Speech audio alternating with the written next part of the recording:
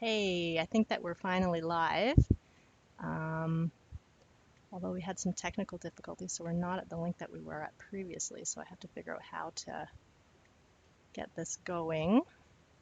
Okay, what we're going to do is we're going to bring in Jayta and Lois. Okay.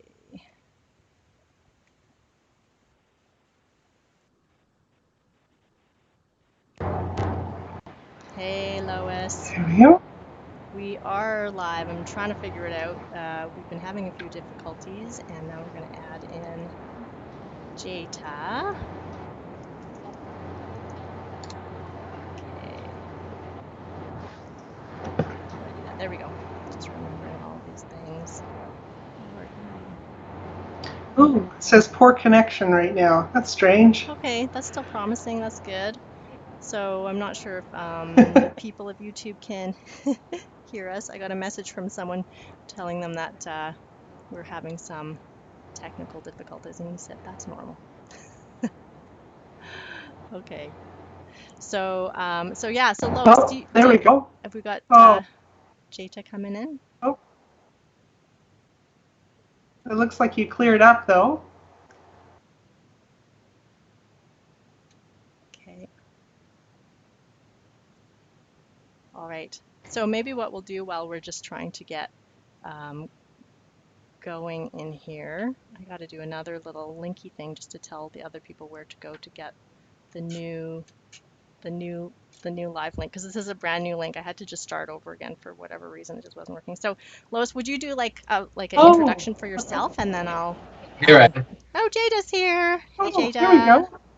I just asked Lois to I, do a little introduction of herself so that I could do one more little technical thing here, and then maybe I could get you to do the same as I work through this. Is that okay?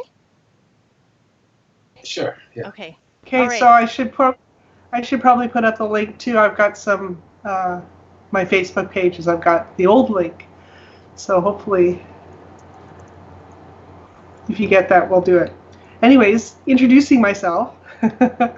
My name's Lois, and I am, well, if we keep it related to extraterrestrial topics and UFOs, I'm an experiencer. I've had experiences as far back as when I was 3 years old that I remember and recall. I'm also a spirit medium and a paranormal consultant. More recently, I took my ministerial degree, so I have a metaphysical degree or a bachelor's degree of metaphysics. So I can also put the name Reverend in front of my name there. I am currently in the Fraser Valley area of British Columbia and have been spending the last 6 months diligently editing my book so I can get it out to publication. So, yeah. Wonderful. Thank you, Lois. Lois, the name of your book is actually underneath your face in the YouTube live thing so people can see it. It is. Yeah, it is. My racing name. Yeah, do you want to say what it is? The name is Oh Fuck, You Mean There's More? An Intrepid Guide to Spiritual Evolution. So. Awesome. And it's packed full of my personal stories, and especially when you get to the extraterrestrial and conspiracy shadow technology part of the book, I really bared my soul there. Which Awesome. I hope I don't regret in the future, but I felt it was necessary. Yeah, I hear you about the exposure. Jayta, Yes. could you give us a little introduction about who you are? Sure, thank you. I'm Jayta Redman, and I started my journey 3 years ago in March. I started basically on a based off of a series of events that kind of culminated and brought me to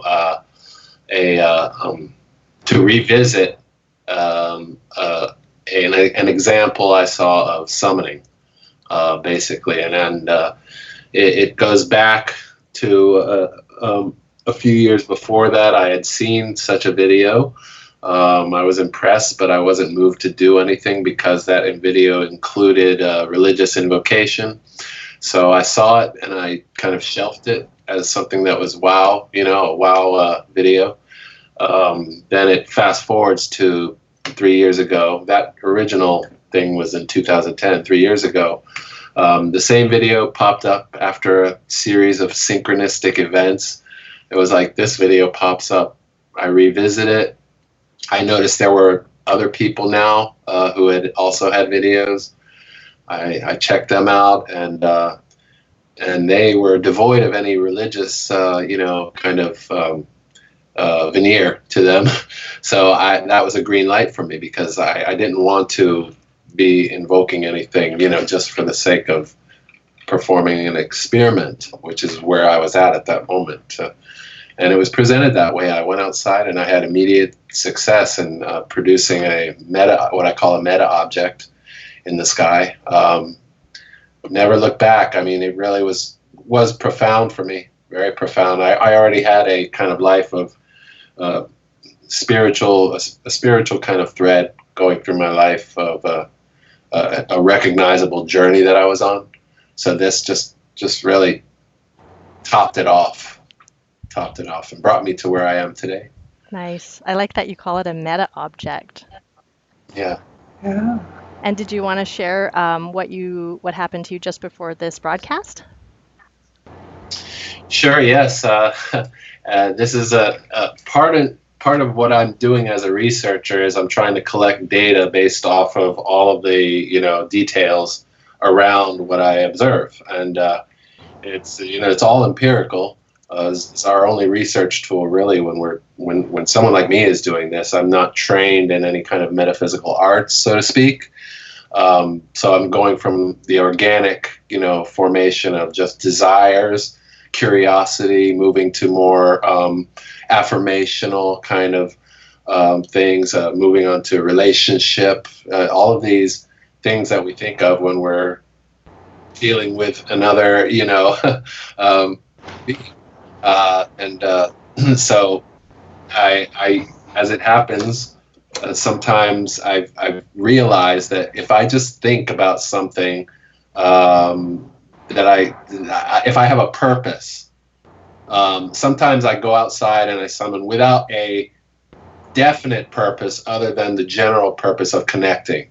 Well, today, and this happens a lot, there was the purpose of the show. So as I've done before in the past, I said, a show is happening today. I'd love to go outside and connect with you before the show. And so I could, you know, give that as a little thing. And sure enough, I walked out. It was 2:45, and I walked out. And as soon as I walked out, I saw a group of raptors. And we've had a lot of that activity here. I saw a group of raptors in a swirl, in a vortex, you know, in the sky. And then I was like, wow, are you here? Does that mean you're here? And I looked up right above me then, and there was a shiny silver, what I call the anomaloon, meta object right above my head, in a typical, just stationary way, slowly drifting, clustered with different forms on it. Obvious, you know, it's very typical to me now, but that was a little surprise for the viewers out there and for you all. Wow. Just kind of bringing a good omen to the whole. That is wonderful. So appreciate that showing. Yeah. And a daytime sighting to boot. Yeah, that's what I find that interesting too, because when I've been what's interesting to me, if I may continue, is Yes. that because I approached this thing and I had no idea of CE5 for the term, I didn't know of Stephen Gray, I didn't know none of that for at least 2 to 3 months after my initial thing, and I was doing it every day in that period. But I had come from the school of one Robert Bingham. Yeah. Robert Bingham, he's not really out there as much as other people are, and yet he is in some ways. He's kind of more, yeah, he's kind of, but he doesn't use the term CE5. He didn't use the term CE5 in the videos that I saw, so I had no idea reference to CE5. He put a 1, 2, 3, baking a cake basic instructions. Go outside, clear your head, ask for an object, and say thank you. Basically, that was it. You know, and feel into it a little bit, but basically that was it. The most basic level instructions. And because I had an immediate connection in the night, but all his videos were in the day, I just happened to be watching his video at night and went out, not thinking that there was a difference in night and day. And I had my first contact at night. But I went out the very next day, that morning, right when I woke up, and I had a day contact. And I just started in the day and the day and the day, and it's been like hundreds of videos of these meta objects in the daytime, but also at night. So what's interesting to me is that I've noticed that if you come from the CE5 camp, typically you don't go out in the daytime. No, yeah. But there's no reason why you don't, other than you're just not used to it. You just, I guess that people just don't think to go out in the day. But Robert Bingham's stuff is strictly in the day. Yeah. CE5 is strictly at night. I got them both. I got both things going on. I have nighttime as well as daytime things, both very distinct in their appearance, in their form, but very similar in what I do, the way I interact. So it's, yeah. Absolutely. One thing that I wanted to touch on, so it seems like everything is going okay technically now. I've tried to put out the link for this new live thing, and I think we have maybe a couple people watching. So Is there a way for you to share it with me, Celia, so I can send it so I can put it up on the Facebook group? Yeah. So they know that we've got a different link. I'll throw you an email here. But one thing that I wanted to do for the people that are watching now, and then also the people that are going to tune in later, is to really highlight why even do this work. Why is it important? Why is it beneficial? What are your guys' view on that? Lois, did you want to start? Or did you want to Sure. do the link and then let Jayta start and then? Well, yeah, let's let Jayta start first, and then I'll do the link, and that way I know that everybody that I had given a heads up to knows where to find us. Okay. Go ahead, Jayta. Thank you. Okay, well, for me, a lot of my life has been concerned in matters of, social equity, social justice, that kind of thing. I'm an empath, and my spiritual tradition brought me down a road of looking at deep divisions in society based off of race and culture and those kind of things. So for me, the event takes the dimension of it holds the possibility for transcendence, for basically soul transcendence or ascendance into higher frequency vibrational states, which can only be a good thing, and it can add to it can be a unifying factor, I think, in bringing people from, diverse cultural backgrounds and, different types of stratums of varieties together. It has the potential for that, and that really, really interested me. So that's why I do it. I do it out of an intuitive kind of idea that this is very important for bringing humanity back to our fundamental human paradigm that we were meant to be, loving beings. And I feel that there's definitely a purpose and a relation to this whole thing. Mm-hmm, mm-hmm. So like transformation, evolution, and unity. Yeah. Wonderful. Definitely. If it wasn't for the transformational aspect, I probably would have lost interest by now. Right. Yeah, like Probably it would be maybe like a hobby, kind of like bird watching, maybe something like that. right, bird watching. How about you, Lois? Well, I can't find the link. I don't know where you shared it. Oh, And you when know I what? tried to see it on, It's because I tried started to an see it email on and I didn't Skype. send it. I'm sorry. Yeah, don't send it to me in the Skype chat because that disconnected me there for a moment. Oh, okay. No, actually, I sent it to you by email, but I didn't press send because I'm so distracted. But I did just now. Okay, and I'll also just send That's okay. it. I'll continue and talk then. So your question was, just to refresh, exactly what it was you wanted me to talk about? Yeah, why do this work? Why is this important? Is there a benefit to it? Why would anybody want to take our recommendations or ideas and get out there and have their own sighting? Well, I think that there's two topics that most people feel comfortable talking about, and that one of them is if they've seen a ghost or not. It doesn't matter what religion or background you come from. Most people feel comfortable talking about that. And then the other one is to talk about extraterrestrials and this, what I call the star family, and UFOs and sightings.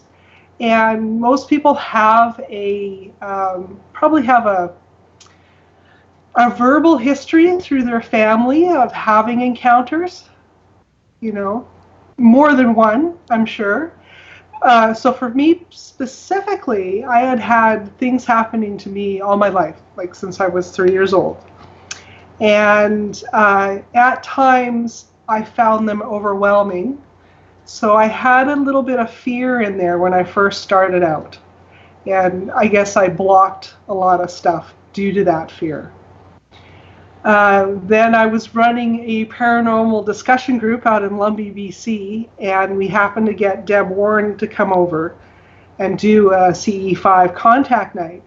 And that first night was so unbelievable that I was hooked to this method, that having an earth-based contact method, like you have been describing, was the way to go, rather than seeing it as a random chance thing. I found value in being able to exercise my abilities and to exercise a higher state of consciousness so that I could participate on this level. And none of the fear that I had carried on after that first contact.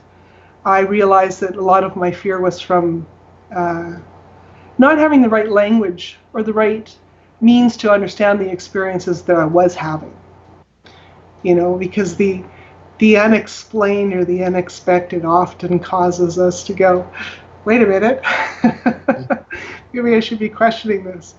The first encounter we had was with a group of extraterrestrial children in the CE5 night. And even today, it makes me feel teary-eyed. The amount of trust that took for our star family to send in their children is just, wow. How can anybody ever go back from that, right? Yeah, absolutely. Yeah. My goodness, that is so And then every time we met up for a month, we would have something happen. I'd go, okay, I'm good for the rest of the year. And then the next CE5 night would come, and I'd go, oh, wow. Okay, now I'm really good for the rest of the year.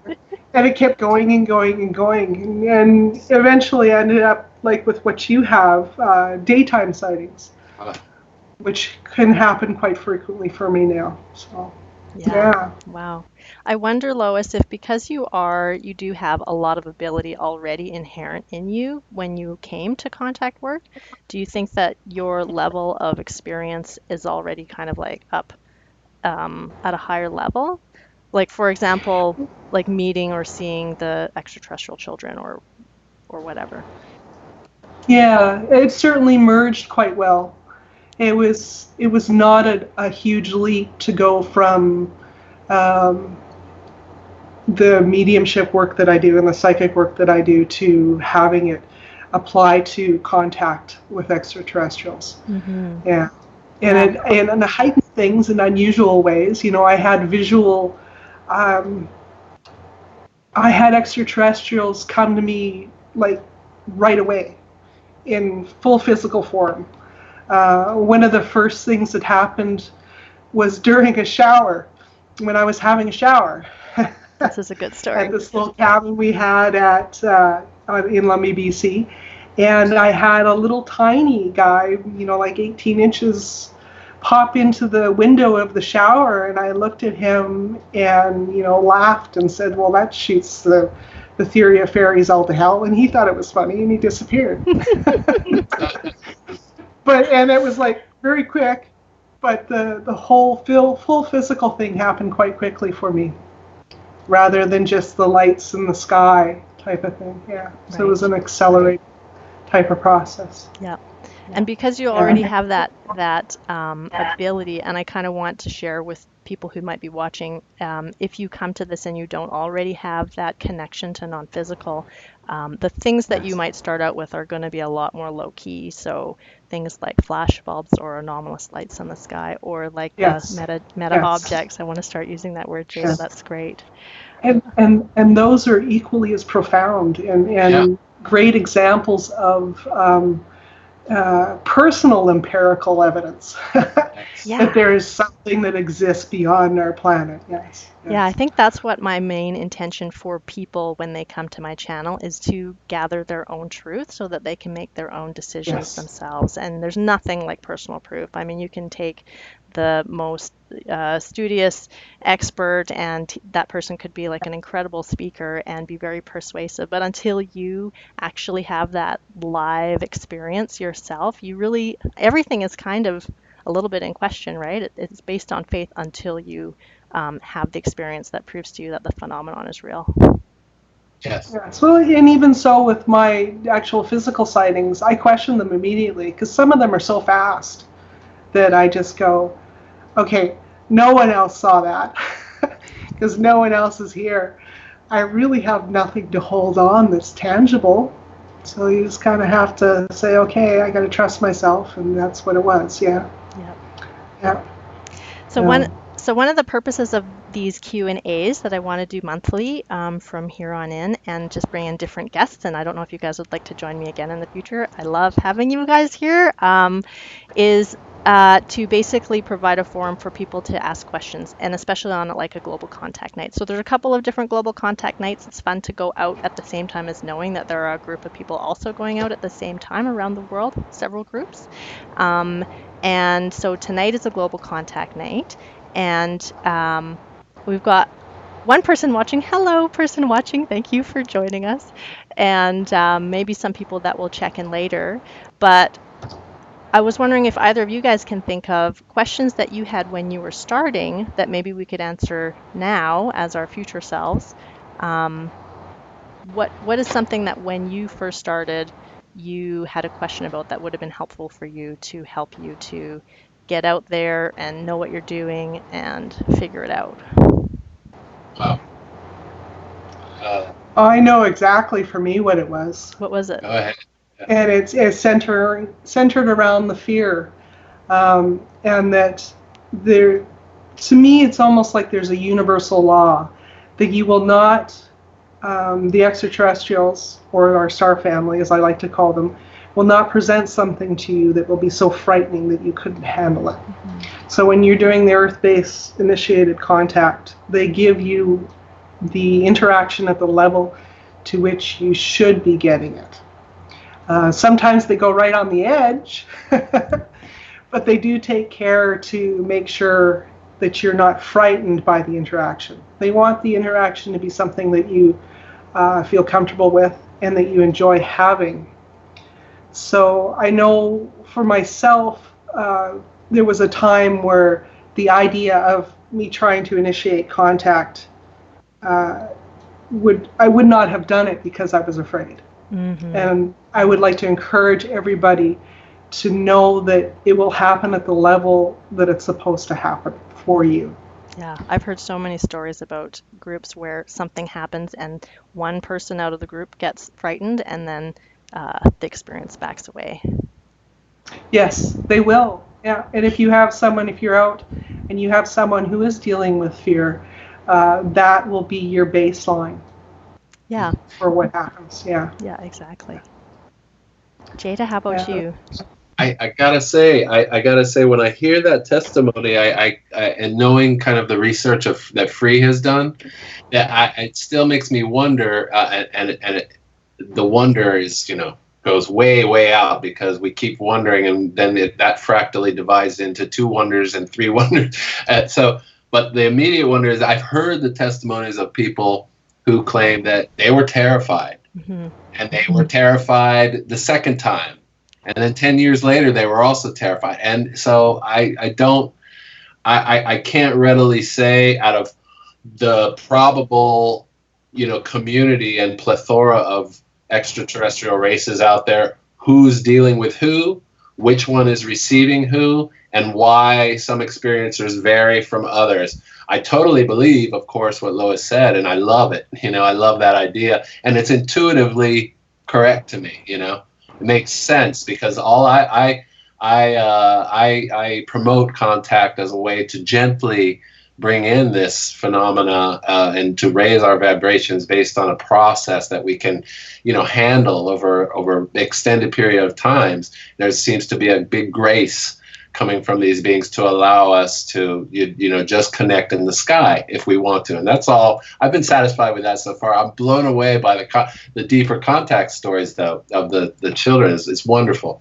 But I'm curious, so fascinated by the variety of sometimes contradictory experiences, and hallelujah for free, the organization Dr. Edgar Mitchell, a foundation for research into extraterrestrial and extraordinary experiences, did their work because they were able to show that the vast majority of people have positive experiences. Yeah. And even though it may even start out as something they perceive to be negative, they learn the lesson as the experience as they go through it, and then they say, this was actually edifying and soul building for me in the long run. So that's just amazing. But your initial question to me was something different. Yeah, and I do want to ask that question, but I feel like we should follow this trail for a minute more because this is such an important topic, fears, right? Yes. And how they block people from trying to go make contact. Oh, okay. And so the thing that I feel like I've come to in terms of hearing people's stories about ET contact or experiences is I think that there is a delineation between human-initiated contact and then maybe ET-initiated contact, and like you were saying, Jayta, like the diversity of different beings or types of beings or intentions or motivations that might be out there. Out of all of the stories that I've heard regarding particularly human-initiated contact, I've not heard a negative one. Yeah, and I was going to follow up by adding that in there that my original experiences, not when I was a child, I was never frightened when I was a child. So everything that happened before I reached maybe my mid-teens, there was no element of fear. And then I learned through trial and error, like we all do, to question things and to not rely completely on my intuitive understanding of what was going on. And then the fear entered, so for no logical reason it was there. It was just part of my programming, part of maybe media had some influences on me, I don't know, but I did go through a period of time there where things were frightening until that night with Deb and the first time we did the Earth-based contact. I also found the study that Free did very enlightening. To actually see the numbers was amazing. And I think that you can get all that information online. I don't know if Cielia wants to put a link up afterwards, but the study they did is amazing. And I'm pretty sure all the data, you can buy their book, but you can also see the data on their website, I'm pretty sure. So you don't have to take our word for it. Yes. Yeah. I like what you said, Lois, when you were kind of reflecting on those instances in your life, and you said maybe it was media too, some kind of inculcation of negative vibes that brings fear into us at some point in our life. We all get it. Obviously, there's such a bombardment in our society and our milieu that creates so much distortion. I like to call them distortion patterns. And that probably, I think you hit it on the head. And I think if we go back to purpose and why we do this, it's part of deprogramming that stuff. Because I'll tell you, I can be watching TV, and I got pretty good filters by now. but I can be watching TV and sucked into some stupid story on Law and Order or something, or whatever. And then all of a sudden I go outside and everything changes, And guess what? I started getting less interested in TV. I started realizing the feeling of the night and day feeling of being in front of the TV, going outside and connecting. And I feel it's a way to kind of detach us from this this low level programming that just bombards us at every turn. Yes. Yeah.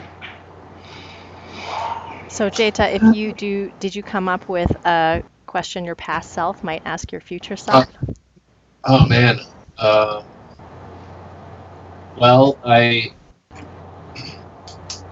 had three or four questions that came up synchronistically before my first contact. I had been watching, for a year before, I had been watching, I don't know if you've heard of Sam Harris. Sam Harris is a neurobiologist, pretty popular. He's been on CNN and different news shows, but he also has his own YouTube channel. He does a podcast, and he has very intellectual. But he was very interesting. I liked the intellectual prowess that he was coming with because it opened me up. He was asking the question, do we have free will? And is there life after death? Well, he was, as a neurobiologist, he's the skeptical side of life after death. I didn't know. I wasn't an experiencer. I was very convinced, very compelling arguments for why there's probably not life after death. He was going from all of the kind of religious stories of life after death and how they all kind of contradict each other, and this is why we can't rely on that, and we got to go by hard science. So that inspired the question in me, but it also inspired me when he talked about free will. I mean, what is consciousness? He for example, you can be sitting sometimes and thoughts will just enter into your mind. You're not the author of those thoughts. So if thoughts just come into your mind sometimes from out of nowhere, do you really have free will? Because you didn't bring that thought. A thought just comes to you. So your whole life is filled with a disarray and a disorderly flow of chatter and ideas and stuff that you don't author. Maybe you do now that we learn about higher self reality, but in our 3D, you don't seem to be cognitively creating all of the thoughts that enter into your mind. So those were the kind of questions that came to me, and the only one that didn't get answered, it was in a row. It was free will and life after death, a la Sam Harris. Then watching the magician David Blaine. I don't know if you're familiar with him. Yeah. I watched him, and then me and my friend got into this little argument. Well, we ended up asking, well, what are our abilities? This guy, can he really do this stuff? I mean, do we have abilities that can enable us? Second question, which this was all drawing me in to finally my first contact experience. It was like, it was boom. So the final one that didn't get answered was, who am I? And that was provoked by the old song by a band named Supertramp, called The Logical Song. It ends up, please tell me who I am, and I just told my friend, same friend, I said, we're playing around trying to create a duet, duo, guitar duo. So we're doing these covers, and I just said, man, listen to those lyrics. Please tell me who I am. And I just kept thinking about that, like, wow, those are great. That's such an impassioned plea. And I started thinking it, who am I, And my experience happened, but I haven't quite answered that one, so I would put that on my list as I'm still in a mode of self-discovery, finding out who I am as a multidimensional being. And I really appreciate all of the knowledge from starseed people, from deep first prime experiencers who've had deeper contacts in their life. I really just enjoy being able to share and hear other people's testimonies. It's got to help when you're a seeker to hear and to join with people to hear their testimonies. I love, Jayta, that your questions that came up surrounding your first experiences in contact had to do with these really deep reaching questions of, like deep philosophy. And that is something that really does happen, right? Like ET contact is really about expanding your consciousness and coming to greater awareness and learning about new paradigms and seeking and exploring. So that's so cool. that your Yeah. questions were so soul searching.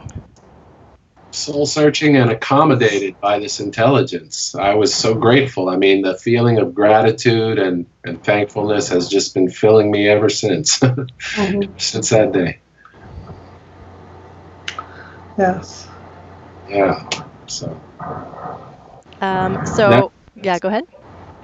No, I was just gonna say that's where my questioning direction is going in life now. Yeah, very cool. Just self-discovery.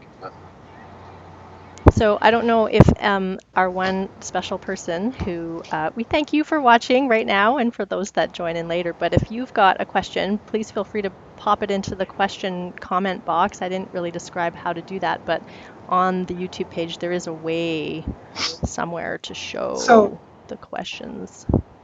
I have some feedback here from one of my friends. He says it's asking me to sign in, and then it says the video is private and won't let me watch. Oh my God. Okay. So there's the feedback for you. Super embarrassing. So everybody that is watching this is going to actually be watching it after it's being played, but I so appreciate you guys coming on, because the directions in which we have gone have been really profound and beautiful. And so that one person that is watching is me, because I have it open on my desktop. Oh my God. Oh, that is so silly. So when I was screwing around and doing tests earlier, I had changed the setting to private because I didn't want to have like a billion people watching me in my pajamas trying to figure out this whole system. And so, okay. Well, so this is like interview styles instead. Yeah. Okay. Yeah, so That's fine. It's all virgin territory for all of us, right? Oh my It's a learning experience. It is a learning experience. That is hilarious. I'm sure that our extraterrestrial friends are laughing at us right now. Maybe that's why originally it was not particularly pushing through, because they were trying to be like, make the setting public. Oh, yeah. Oh, yes. Embarrassing. Okay. Okay, well, since I've got you two here, do you want to tell me more about like your direction in this work? Lois, you wrote your book, right? Jayta, you have your Sky Family Connector YouTube video. What is it that you're doing right now? How can people engage with your work? Lois or me? Oh, Jayta, you go ahead. Oh, okay. Well, I'm happy, and I'm happy to announce that I have been given the opportunity to contribute content to the new book coming out by Ray's new organization. And I'm sorry I don't have the title of the book in my mind. I was just told a couple of days ago that I could do a chapter in the book, so I'm really happy and excited about that. You know, because I'll be among the heavy hitters. You know, most of the contributors to this book are prime experiencers with deep personal contacts with, you know, identifiable living beings, and I'm the person who's just on the periphery doing the sky meta object contact. You know, so I'm just grateful to be able to be given the chance to deem that, you know, the research that I've done is worthy enough to be in the book. So that's happy for me. That's happy. And I have other projects. I'm moving from Miami to New Mexico, and I'm happy out there because I've already connected with some Native American community out there to do some works, and just some really bright things happening out there for me. And I intend to carry the work out there, you know, desert style, you know. Wonderful. That's a big move. Yeah, it's a big move. And I just have that vision of, you know, contact in the desert, doing our own version of it. It'll be something fun. I haven't even, you know, thought of what it will be, but I can see it. Awesome. Oh, that sounds so good. And so you've also got your YouTube channel, which if you do a search for Sky Family Connector, you can find all your, but you have tons of videos. You have so many sightings. What did you say to search for, Celia? I missed it. Sky Family Connector. Sky Family Connector. Okay. Yep. And you also have, now on that channel, I wasn't able to find your video that you have that I just commented on it like a few weeks ago. Do you remember that? And it was just a beautifully written, you had a voiceover and there were all of these images. It was basically like a documentary. Yes. Where is that located? That's I made that documentary at the beginning of 2019. It's called Sky with Diamonds. Sky with Diamonds. And it should be on the title page of the channel. I thought I had it. No? Okay. I might not have been looking very well. If you search Sky with Diamonds 2019 UFO and type that in UFO, in YouTube, it'll come up. Okay. Okay, I will do that, and I'll put the link in the description. Thanks. Cool. Excellent. How about you, Lois? Do you want to tell us more about the book and how to get a hold of it? Yes. So right now, because I'm moving at the end of the month, so I'm like at the very, very end of typesetting for the book and for getting it into e-published format. So it should be out in the beginning of February sometime, and you'll be able to find it on Amazon, or I can give Celia a link to my webpage so that you can find the book. The title one more time? It's called Oh Fuck You Mean There's More, An Intrepid Guide to Spiritual Evolution. Okay. I love it. Yes, an aptly named because all of us do that all the time. Yeah, it's like one more thing. Oh my gosh, the box just got a little bit bigger. Bigger, yeah. So as far as what I'm doing right now that the book's finally completed, I have 2 others that I want to get into editing format sometime this year. We're moving, and then I want to get back into having a more community based in-service around this area, get more active in the community, in the spiritual community, and the extraterrestrial community again. So, yes. Yeah, this area is an added benefit of being kind of a Sasquatch central. So we have this deep lore and communication that happens with Sasquatch. So very cool. Yeah, I was recently in Harrison Springs, and I was really excited to see all the little statues and the touristy indications that there is a Sasquatch presence in the area. Yeah. That is something. Yeah, and I've had quite a few encounters since we got here, which was an unexpected thing. I didn't expect that, and they started about 3 days after we moved here. Oh wow! So, yeah. Awesome. Wow, that's again. I do have something that I need to bring up here that's really important for people starting out, and that is that the way that contact happens at times is not, I jumped in there by saying that I was having physical things happen, or I was getting physical appearances right away, but the majority of the communication happens on a telepathic or psychic level, on an interdimensional level. When I said that the children joined us, they didn't join us physically, they joined us interdimensionally.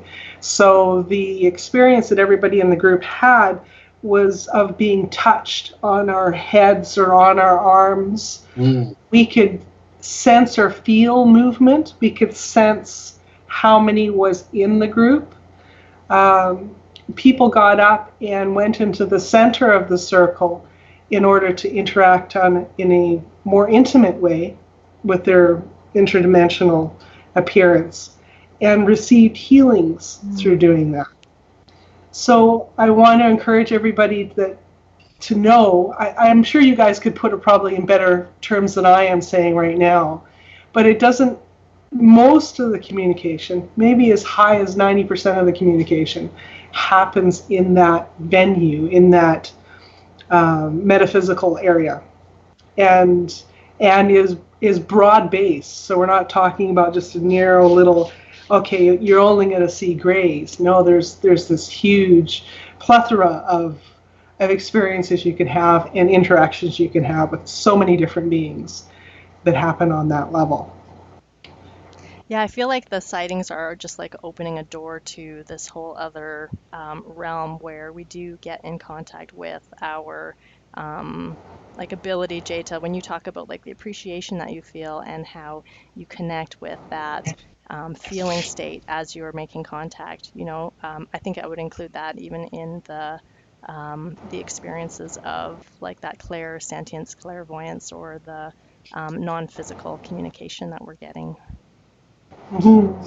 Yeah. And I think you're also experiencing that with your contacts too, because do you have a sense or a knowing when you go out and look at your craft, your meta objects? Is there a communication that happens there that's on a purely spiritual or consciousness level? I would say so, and I think what's interesting is the effect for each person. I'm understanding is probably varies based on their spiritual state. Someone like me, I have all of my little things about me, my fears, my wants, my joys, my desires, all of that has to kind of mesh into the effect of how the contact is going to manifest, and especially intention in the moment, of course. So if you, no matter what all those are, your intention in the moment will probably be honed in the most. For me, the contact levels have, I haven't been in any way, I've been very free-formed, I've been very just accepting of the way it's going to come to me. And since I've been in a kind of spiritual tradition that involves, it's a very contemplative, I think that they said, okay, you want to contemplate? We're going to give you contemplative signs. We're not going to speak to you directly. You're going to figure it out. You're going to get things because you already have the insights. I've gotten those kind of indications that a meta object will show up in very moments of either high emotional moments of self-realization. Just they can be very fleeting, but something will show up in those moments enough to show me that, okay, you're getting it, so we don't have to tell you anything. You just keep going, just keep exercising those faculties, and the thing that you are reaching for, you will find, you will come into your own. That's been my experience. There has been some physiological changes that I've noticed. I've noticed a definite Kundalini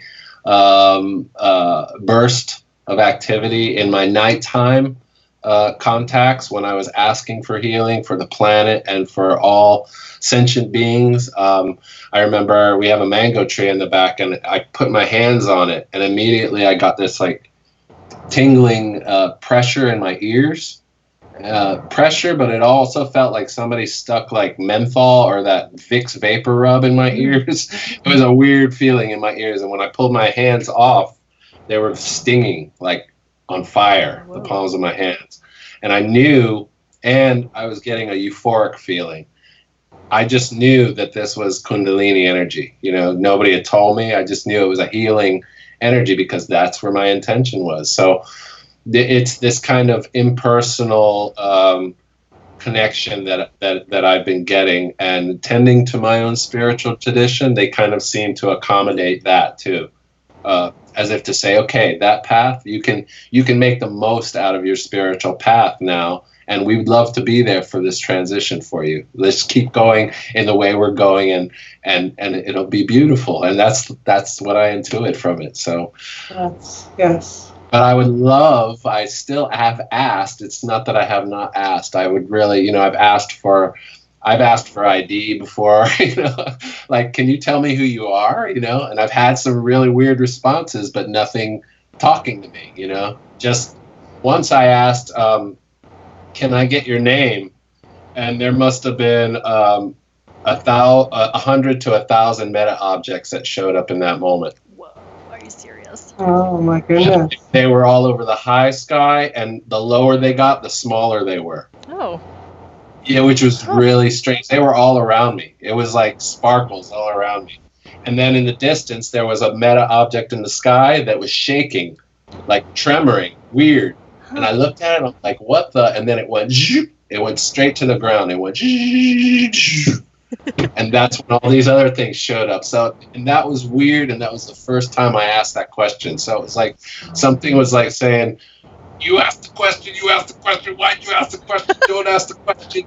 You already know. Keep going. Well, that's interesting. I would have got like a different meaning out of that because you got so many. It's almost like you had so many answers. Who are you? Like, how can they say because we are this many?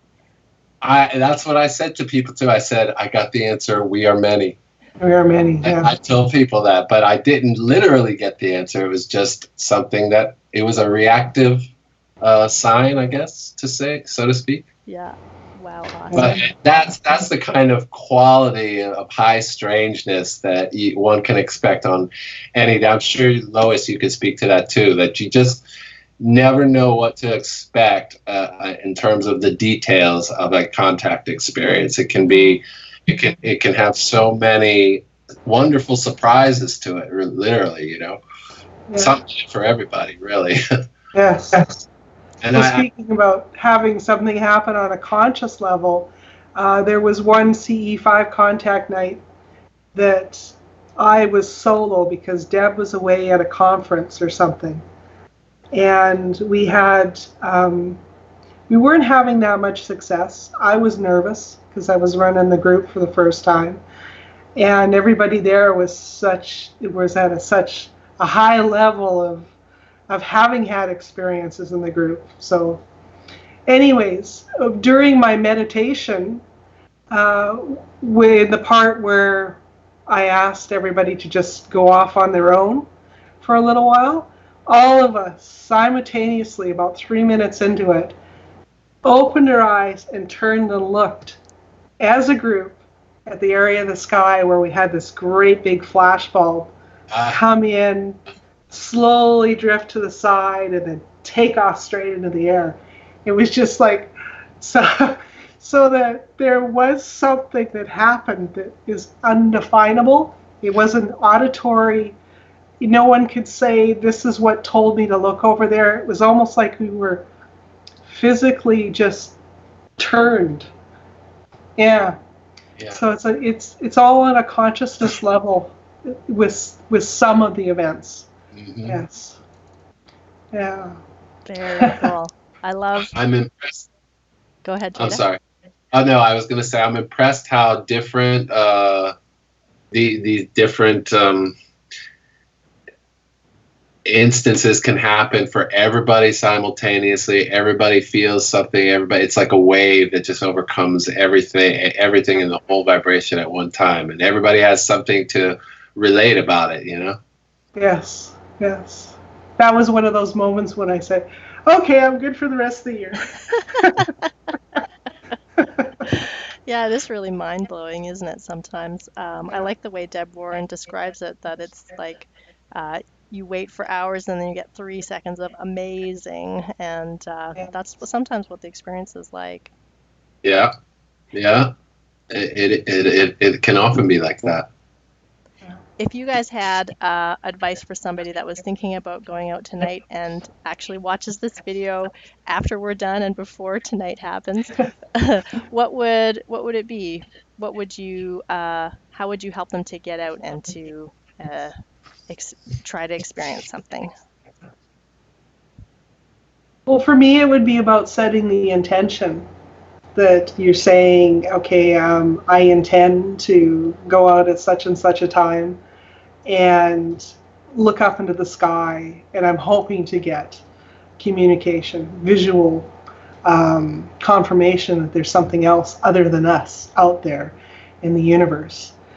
It can be as simple as that, or it can be grander, but setting an intention, taking time to meditate beforehand, doing something that raises your consciousness, being careful during that day that you're not doing something that will lower your consciousness. Mm-hmm. Like, don't go out and drink 6 beers before you go out and look at the sky, because you will be a little bit altered and not have as good of an experience as you could have. And being careful of drinking enough water, making sure that you're grounded, and that you've spent some time honoring yourself, honoring your trust in your own intuition. Just what Lois said. I second that entirely. I think you would do the same thing, don't you? You go out and you have an intention. This is Exactly. what I'm. Exactly. It's always a loving occasion. It's always something that I know I'm going to get benefit from. So it's like somebody going to any class that's a healing or self-centering classes, whether it be yoga or some other helping modality. I get that. Like it's all right. It's time to go out. So it's always an occasion for possibility, positive, progressive possibility to happen. And if somebody goes out with that expectation, I used to tell people the kind of vibe you have to muster up is as if you're at an airport and you're watching all the people, you're waiting on a friend who you haven't seen in 20 years and you just haven't seen them, and you got to look through the line of all these people until you find them. And when you lock eyes with your friend, it's this feeling, your heart starts beating and you run and you hug.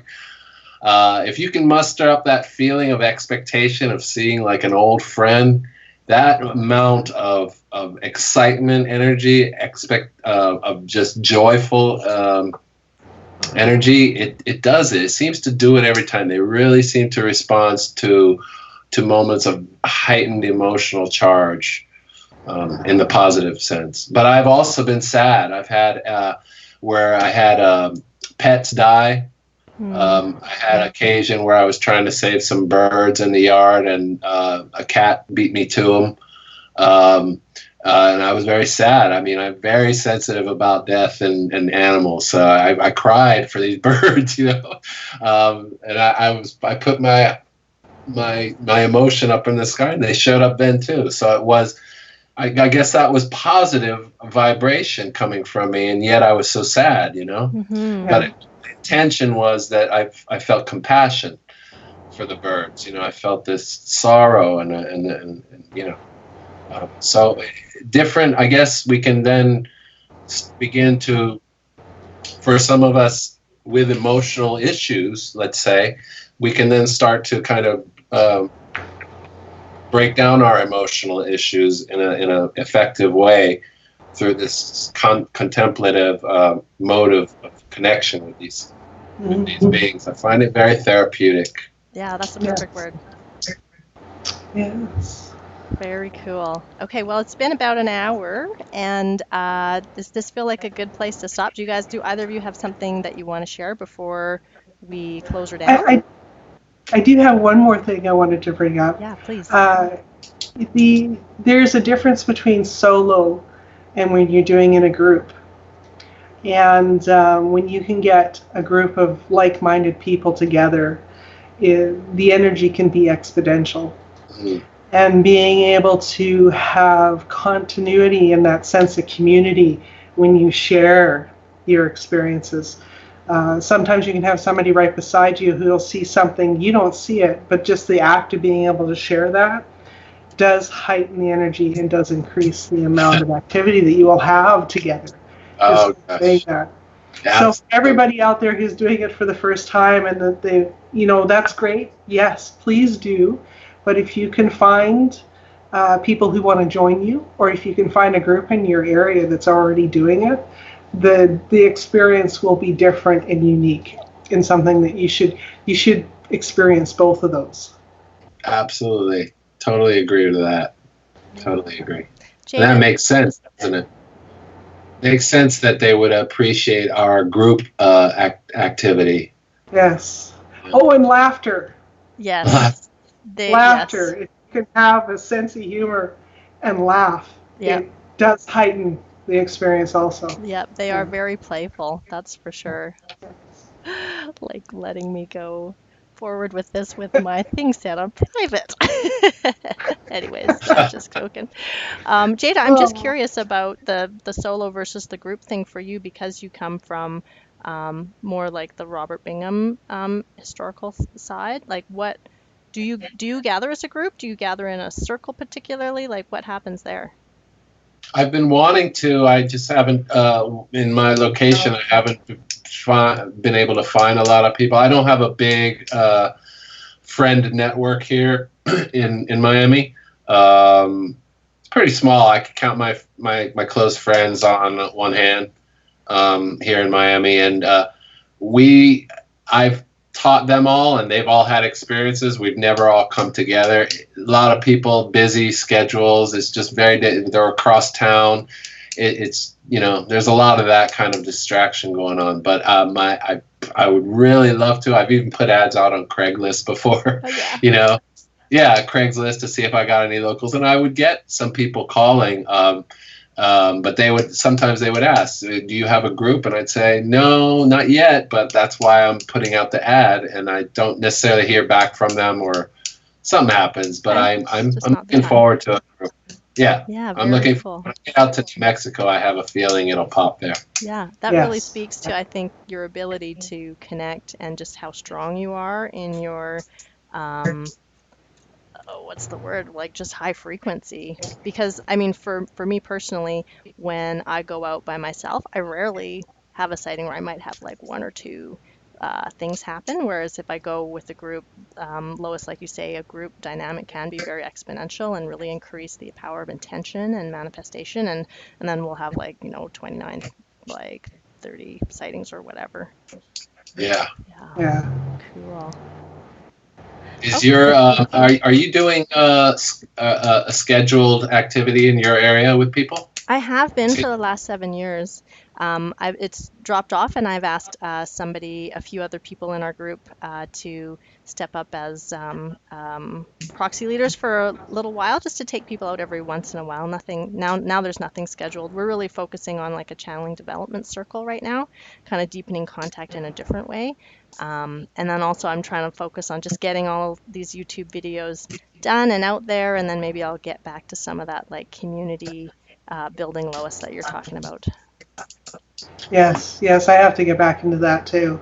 It's time for me to get back into the community. I've basically, with writing the book, I isolated myself because I'm one of those people who needs singular focus. I need to just be completely immersed at something in order to explore it fully. Yeah. Otherwise, I end up being scattered. Yeah, I feel that. I'd like to say, Lois, more power to you. I will definitely include you in my invocations now that we've connected. I find that when I include Starseed and people who do healing work in my invocations, I always get responses. So I will definitely include you as well as you, Cielia, in my invocations. And I'm also happy that you mentioned Sasquatch. If we had more time, I'd talk about my Sasquatch little experiences too. So there's another link. There's another link.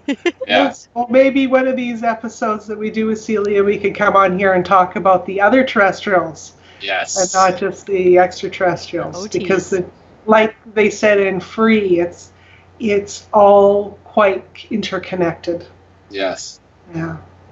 That would be wonderful. Oh, thank you guys both for joining me. And Lois, I love that you mentioned community as a real key aspect to this type of contact work, because really, like, just meeting people like you and being able to share experiences with you and hear what you guys have been through and your advice and thoughts and philosophy is just so delightful. So I so appreciate you guys coming on.